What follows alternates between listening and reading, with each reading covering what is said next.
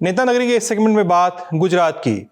अचानक से खबर आती है कि सारे मंत्रियों ने 17 लोगों के मंत्रिमंडल में से सीएम को छोड़ के बाकी सभी 16 ने इस्तीफा सौंप दिया है। फिर थोड़ी देर बाद एक खबर और आती है कि इतना मत घबराइए, कोई बगावत नहीं हुई है, ये रीस्ट्रक्चरिंग की जा रही है। 24 घंटे बाद एक और खबर आती है शपथ ग्रहण की। जो 16 नाम थे, 16 की लिस्ट बढ़कर 25 हो जाती है। बहुत सारे कयास होते हैं, बहुत सारी संभावनाएं दिखती हैं और भारतीय जनता पार्टी और गुजरात की सरकार, भूपेंद्र पटेल की सरकार के मन में बहुत सारे डर होते हैं और बहुत सारी संभावनाएं दिखती हैं कई सारे लोगों को समावेश करने के बाद की। गुजरात में हुआ क्या? क्यों अचानक से भारतीय जनता पार्टी को मिड टर्म फिर से रिस्ट्रक्चरिंग करनी पड़ी अपनी सरकार की? क्यों बड़े नेताओं को हटाया गया? क्यों नए नेताओं को लाया गया? क्या बैलेंस बनाने की जरूरत महसूस हो रही थी? क्या आम आदमी पार्टी की बढ़ती हुई ताकत का भय महसूस कर रही थी पार्टी, जैसा लोग कहते हैं, या कारण एकदम ही कुछ और था? इस पर बात करेंगे। हमारे साथ 3 मेहमान होंगे। अजय उमट, जो अहमदाबाद मिरर के ग्रुप एडिटर हैं, साथ में होंगे देवांशी जोशी, जो जमावट न्यूज की फाउंडर डायरेक्टर हैं, और साथ होंगे हिमांशु शेखर, जो इंडिया टुडे हिंदी के सीनियर स्पेशल करस्पॉन्डेंट। आप सभी लोगों का बहुत बहुत स्वागत है। सबसे पहले अजय सर से बात करते हैं। अजय सर, ये मतलब हुआ क्या? मतलब मेरे पास सवाल यही है, हुआ क्या? देखो, हुआ यह है कि भारतीय जनता पार्टी के लिए गुजरात उनकी एक पॉलिटिकल लेबोरेटरी है और इस पॉलिटिकल लेबोरेटरी में जरा सा भी 19-20 भी होता है तो सेंट्रल गवर्नमेंट जो है बड़ा ही सेंसिटिव इस पे लुक लेती है। तो 2 चीजें हुई। एक, गोपाल इटालिया जो आम आदमी पार्टी से जिनके तेवर काफी बगावती हैं भारतीय जनता पार्टी की सरकार के सामने, और काफी जिसे कह सकते हैं ना, बहुत अच्छे ऑडिटर भी है और लेहुआ पाटीदार कम्युनिटी के हैं, and he is emerging as very powerful Patidar leader in Saurashtra reason.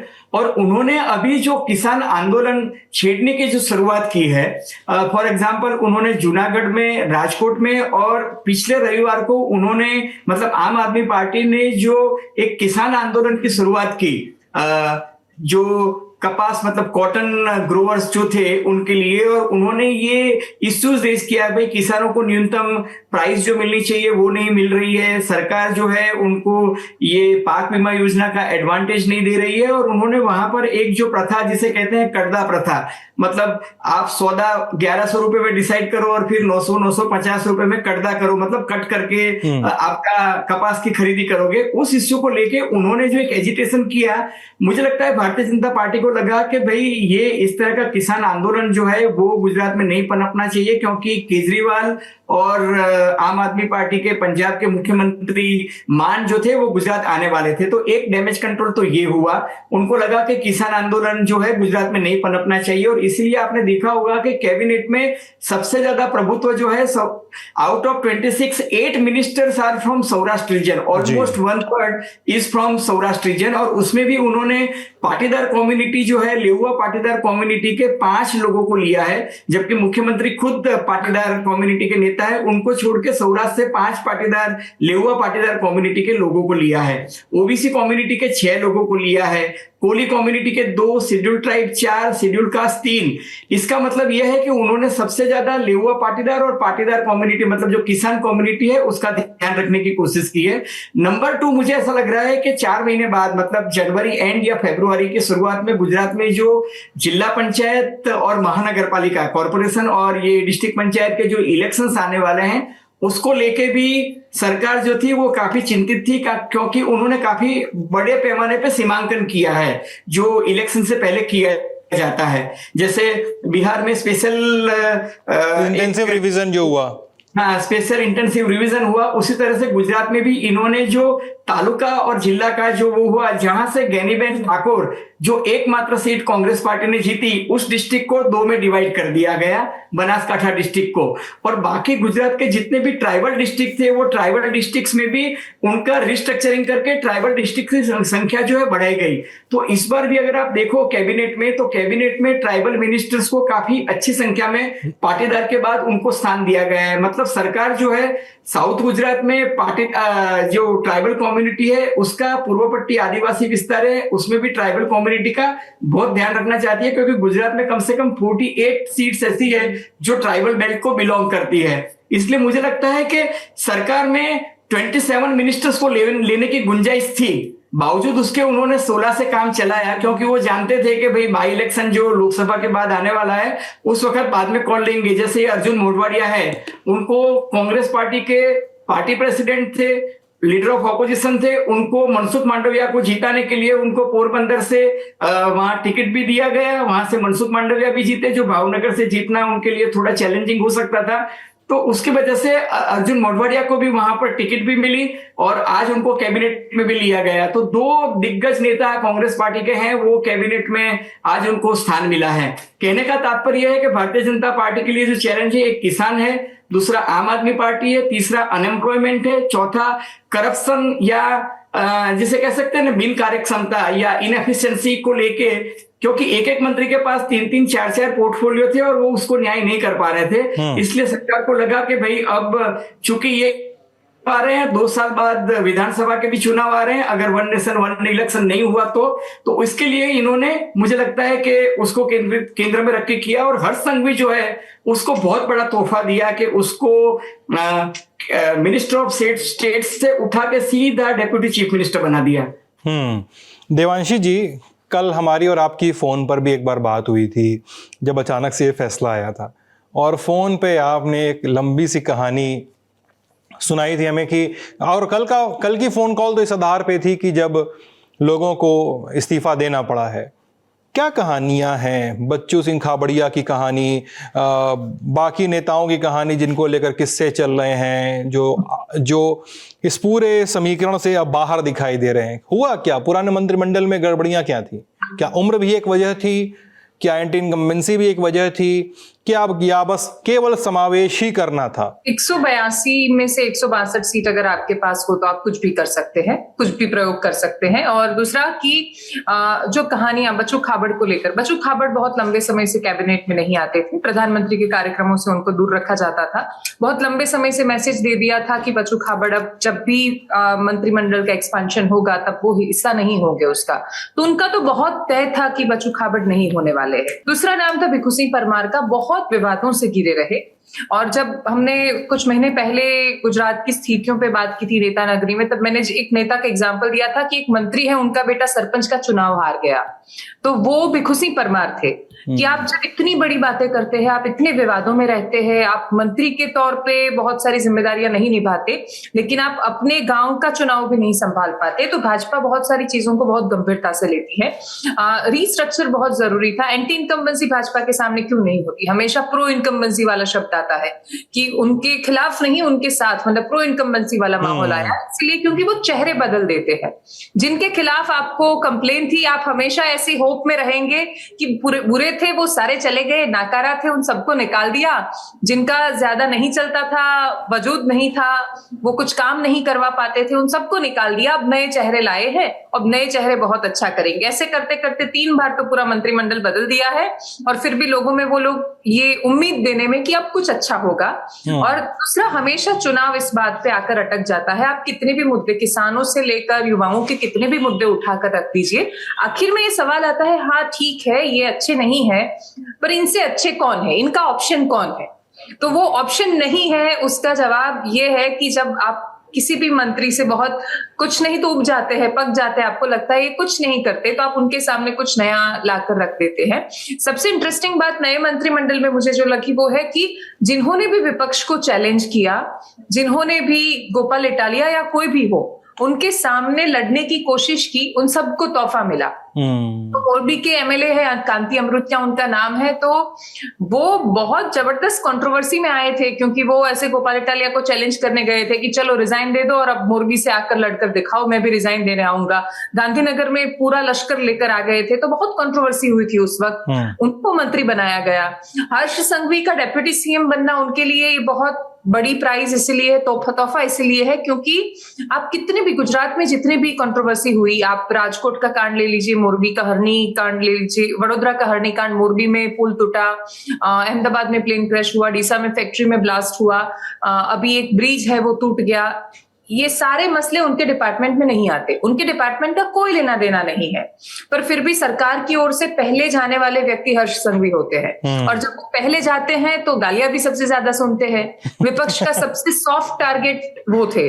विपक्ष ने उनको ड्रग्स संघवी नाम दिया, ड्रग्स पकड़ा जाता था तब। विपक्ष ने उनको 8 पास है, 8 फेल है, मतलब 9 स्टैंडर्ड तक ही पढ़े हैं, ऐसे बहुत टारगेट किया। तो उनको जितना टारगेट किया गया उतना उनका अच्छा हुआ उसके लिए।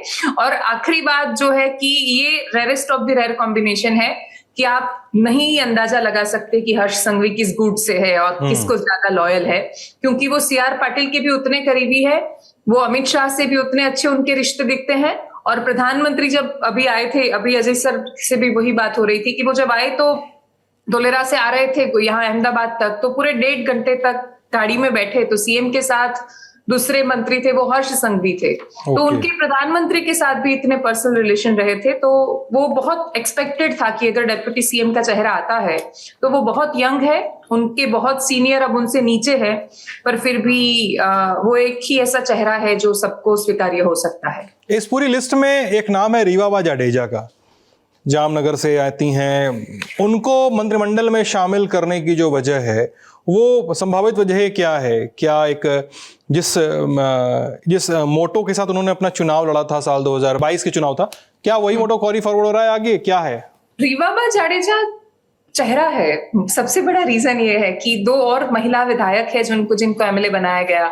दर्शनाबेन वाघेला भी है, मनीषाबेन वकील भी है, लेकिन उनको कोई नहीं जानता, पर पूरा देश रीवाबा को जानता है। रीवाबा मंत्रिमंडल में होती है तो उनकी चर्चा होती है, लोगों को इंटरेस्ट रहता है उनके बारे में जानने के लिए। तो इसीलिए पहली बार के विधायक है, अभी तो 2.5 साल हुआ है, किसी को उतना समय नहीं मिला जो भी पहली बार चुनकर आया कि वो खुद को बहुत अच्छे से प्रूव कर पाए।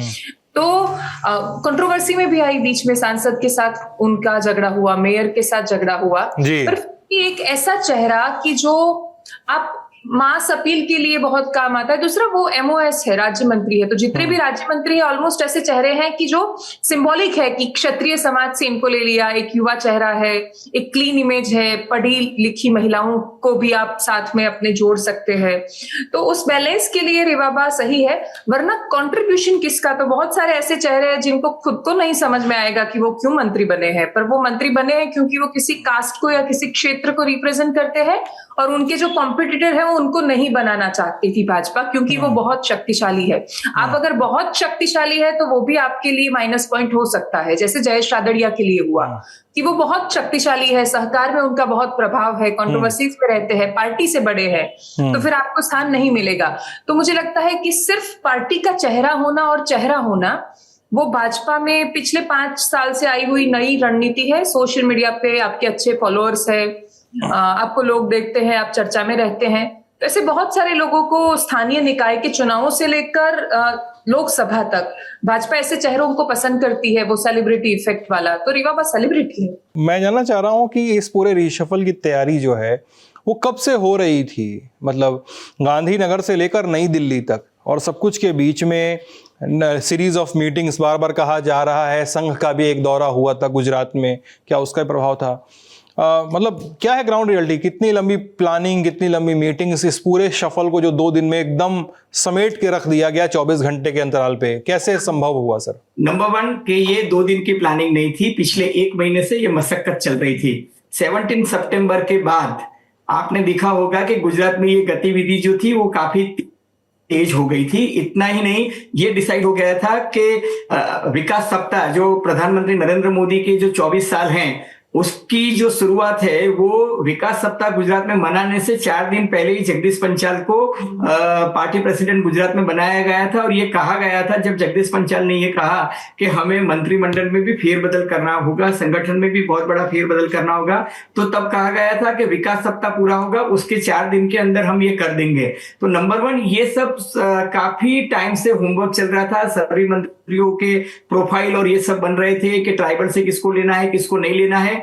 जयेश रादड़िया और शंकर चौधरी को नहीं लेने की एक और बड़ी वजह ये थी कि ये दोनों कोऑपरेटिव सेक्टर से जुड़े हुए बहुत बड़े दिग्गज नेता है, जैसे कि अभी देवांशी बता रही थी, लेकिन वो अपना जो फोर्टे है कोऑपरेटिव सेक्टर वो छोड़ना नहीं चाहते। शंकर चौधरी भी नहीं छोड़ना चाहता, वो बनास डेयरी या बनास बैंक और कोऑपरेटिव बैंक सेक्टर छोड़ना नहीं चाहते। उसी तरह से जयेश रादड़िया भी सौराष्ट्र रीजन में वो अपना जो कोऑपरेटिव सेक्टर का होल्ड है वो छोड़ना नहीं चाहते। रिवाबा की बात जो है उसमें मैं एक चीज जो देवांशी ने बताई वो ऐड करना चाहता हूं कि जब लोकसभा चुनाव हुए थे तब पुरुषोत्तम रूपाला वो तत्कालीन कैबिनेट मंत्री थे, उनके सामने क्षत्रियों ने एक आंदोलन शुरू किया था कि भाई पुरुषोत्तम रूपाला ने क्षत्रियों का अपमान किया है। और तब ये बात आई थी कि क्षत्रियों को सौराष्ट्र में कोई रिप्रेजेंटेशन नहीं दिया गया है। तो अभी कैबिनेट में से जो सीनियर कैबिनेट मिनिस्टर थे बलवंत सिंह राजपूत, जो एकमात्र राजपूत कम्युनिटी या क्षत्रिय कम्युनिटी के कैंडिडेट थे, उनको कैबिनेट से हटाया गया। तो उनका रिप्लेसमेंट महिला के स्वरूप में, क्षत्रिय प्रतिनिधि रूप, और तीसरा जो है जैसा देवांशी ने कहा कि सेलिब्रिटी भी है, उस दृष्टि से उनको इसमें शामिल किया गया। और साथ में जो जामनगर डिस्ट्रिक्ट है जहां से रिवाबा आती है, वहां से 2 दिग्गज कैबिनेट मिनिस्टर थे, एक मुलुभाई बेरा और एक राघवजी पटेल, उन दोनों को भी हटाया गया। इसलिए उस डिस्ट्रिक्ट को रिप्रेजेंट करने के लिए फिर रिवाबा के अलावा इनके पास कोई भी चॉइस नहीं थी। लेकिन मैं आप एक बात और बताऊं कि पार्टी ने ये जो रिसफलिंग किया है, तब उन्होंने ये सोचा था कि कांग्रेस पार्टी ने अपने पार्टी प्रेसिडेंट के तहत ओबीसी कम्युनिटी के अमित चावड़ा को लिया है, आम आदमी पार्टी में ओबीसी कम्युनिटी के नेता ईसुदान गढ़वी है, तो फिर बीजेपी भी ओबीसी चेहरा ही होना चाहिए। इसलिए आप देखो तो ओबीसी को इतना इंपॉर्टेंस दिया गया है कि 6 कैबिनेट मिनिस्टर जो हैं मतलब वो ओबीसी कम्युनिटी के हैं। पार्टी प्रेसिडेंट है जगदीश पंचाल, वो भी ओबीसी कम्युनिटी के हैं।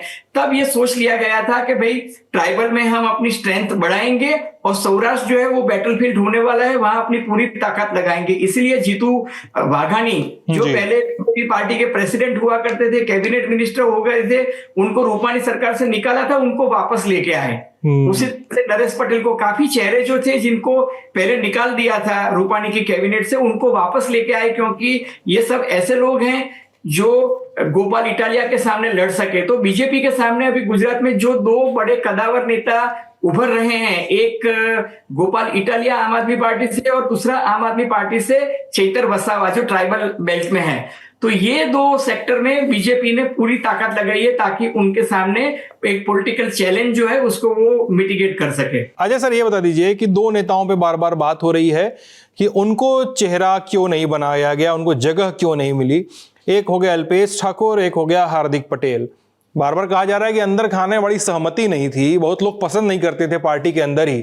क्या कहानी है असली सर? देखो, all said and done, Anandiben Patel group जो है वो कभी नहीं चाहता था कि हार्दिक पटेल और अल्पेश ठाकुर, जिनकी वजह से आनंदीबेन को काफी बड़ी जलालत सहन करनी पड़ी, इतना ही नहीं उनकी सरकार भी चली गई। और उस वक्त भारतीय जनता पार्टी का परफॉर्मेंस जो था वो एकदम it has reached to lowest ebb, double digit में आ गई थी भारतीय जनता पार्टी, 99 पे सिमट गई थी जिसे कह सकते हैं। तो नर्वस 90 सिर्फ गुजरात नहीं, हाईकमांड भी काफी नर्वस हो गया था क्योंकि गुजरात को लेके।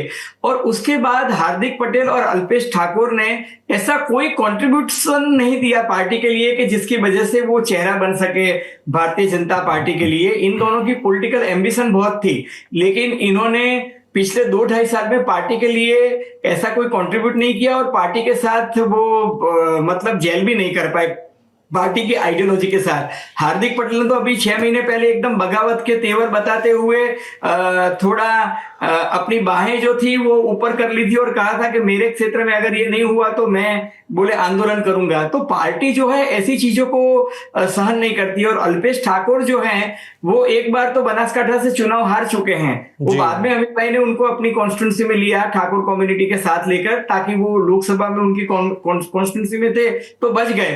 तो मुझे ऐसा ऐसा लगता है कि पार्टी ने ये सोच समझ के इनको ही नहीं, कांग्रेस पार्टी से सीजे चावड़ा आए थे उनको भी नहीं लिया, बलवंत सिंह को एक टर्म में लिया, बाद में बलवंत सिंह को भी हटा दिया, जवाहर चावड़ा को लिया उसको भी हटा दिया। कांग्रेस पार्टी से आज की तारीख में सिर्फ 2 लोग ही हैं और दोनों कास्ट फैक्टर की वजह से है। एक कुंवर जी बावलिया जो सुबह 9:30 बजे इस्तीफा देके 10:30 बजे कैबिनेट दे दी थी उनको, विजय रूपानी के टाइम पे उनको भी रखा, और दूसरा अर्जुन मोढवाडिया, क्योंकि पोरबंदर में उनका बहुत अच्छा स्ट्रॉन्ग होल्ड है और कांग्रेस पार्टी के पहले पार्टी प्रेसिडेंट भी थे, लीडर ऑफ ऑपोजिशन भी थे। तो स्ट्रेटेजिकली अर्जुन मोढवाडिया को पार्टी ने पोरबंदर से लिया है। हिमांशु शेखर हमारे से जुड़ चुके हैं इंडिया टुडे हिंदी के सीनियर स्पेशल करस्पॉन्डेंट। हिमांशु भाई, सीधा सा सवाल है मेरा इस पे, इसके पहले जब भी गुजरात में रिशफल हुए मुख्यमंत्रियों की कुर्सियां गई, चाहे आनंदीबेन पटेल हो चाहे विजय रूपाणी हो, इस बार भूपेंद्र पटेल की कुर्सी नहीं गई, वो रिटेन किए गए। यानी दिखता तो है कि भरोसा है, लेकिन क्या भरोसा डगमगाया था किसी मौके पे?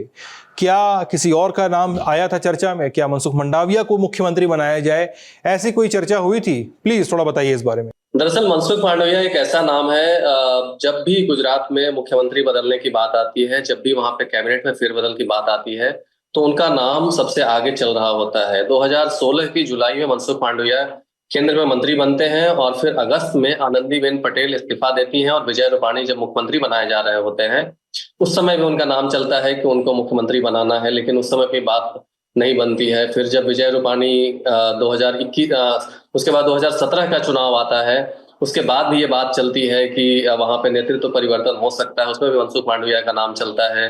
फिर 2021 में जब विजय रूपाणी हटते हैं, भूपेंद्र पटेल मुख्यमंत्री बनते हैं, उस समय भी नाम चलता है। इस बार भी उनका नाम मीडिया में चल रहा था, लेकिन संगठन की जहां तक बात करें, पिछले 1.5-2 महीने से संगठन में जिन लोगों को निर्णय लेना था, उनके बीच ये बात बिल्कुल क्लियर थी कि मुख्यमंत्री नहीं बदलना है, वहां पे बिल्कुल उसी फॉर्मूले पे जाना है जैसे सारे मंत्री बदलने हैं। उसमें भी मंत्री सारे नहीं बदले गए, अगर आप देखेंगे तो 16 मंत्री थे टोटल, जिसमें से कि कुछ मंत्री रिटेन किए गए हैं, 3 कैबिनेट मंत्री रिटेन किए गए हैं, 3 राज्य मंत्री रिटेन किए गए हैं। तो मुख्यमंत्री बदलने की बात करीब 1.5-2 महीने पहले ये संगठन के स्तर पे खत्म हो चुकी थी, लेकिन मीडिया में ये बात लगातार चल रही थी।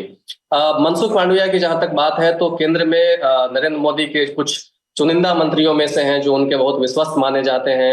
अभी उनके पास जो दोनों मंत्रालय हैं, उसमें कई सारे रिफॉर्म्स की बात चल रही है।